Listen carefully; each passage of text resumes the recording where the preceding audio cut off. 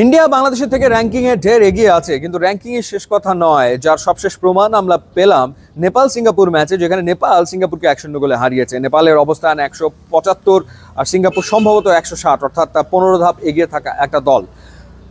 Surely India বাংলাদেশের বিপক্ষে attacking football খেলতে চাইবে এবং পূর্ণ পয়েন্ট তারা নিতে চাইবে, এবং সেই প্রস্তুতি তারা নিয়েছে মালদ্বীপের বিপক্ষে শুরু থেকে শেষ পর্যন্ত ধারাবাহিকভাবে অ্যাটাকিং ফুটবলটা খেলে।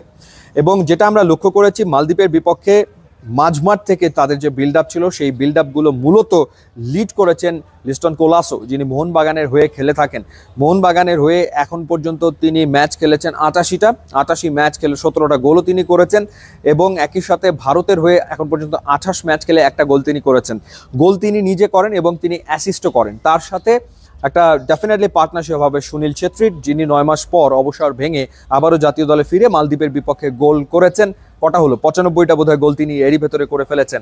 সো আলাদা করে সুনীল ছেত্রীকে তো মার্ক করতেই হবে এবং খেয়াল রাখতে হবে কোলাসোর দিকে, এবং সেই কাজটা করতে হবে বাংলাদেশের দুজন সেন্টার ব্যাক তারেক কাজী এবং একই সাথে তপু বর্মনকে। এখন তারেক কাজীর অ্যাকুরেসি দারুণ নিশ্চিতভাবেই, এবং তিনি ভালো রিদমে ডেফিনেটলি রয়েছেন, কিন্তু তপু বর্মনও দুর্দান্ত খেলে থাকেন। কিন্তু যেটা হয়, all of a sudden one mistake, একটা মাত্র ভুল, একটা মুহূর্তের জন্য যেন লস্ট হয়ে যান তপু বর্মন, এবং যখন সেই ঘটনাটা ঘটে তখনই আসলে বিপদটা কিন্তু হয়।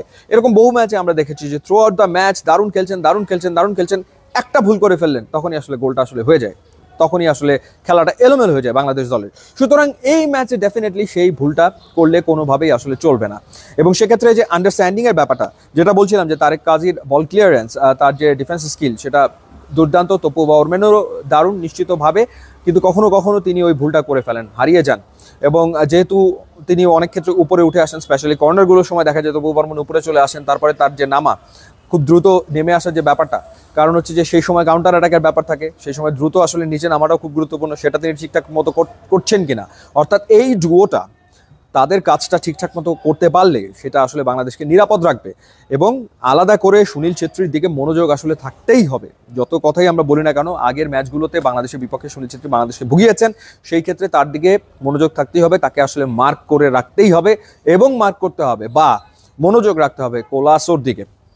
মোহনবাগানের এই মিডফিল্ডার নান্দনিক ফুটবল খেলছেন, কোনো সন্দেহ এ ব্যাপারে নাই, সুতরাং তার দিকেও মনোযোগটা থাকতে হবে। সো দেখা যাক বাংলাদেশের ডিফেন্স ডুও যেটা, অর্থাৎ তারেক কাজী এবং তপু বর্মন, তারা যদি তাদের কাজটা ঠিকঠাকভাবে করে ফেলতে পারেন, তাহলে বাংলাদেশ নিশ্চিতভাবে রক্ষণে নিরাপদ থাকবে। রক্ষণে যখন নিরাপদ থাকবে, তখন বাংলাদেশ মনোযোগটা দিতে পারবে অ্যাটাকের দিকে বা বিল্ড আপের দিকে। শুভকামনা থাকলো বাংলাদেশ দলের জন্য। আপনি কি মনে করছেন জানাবেন।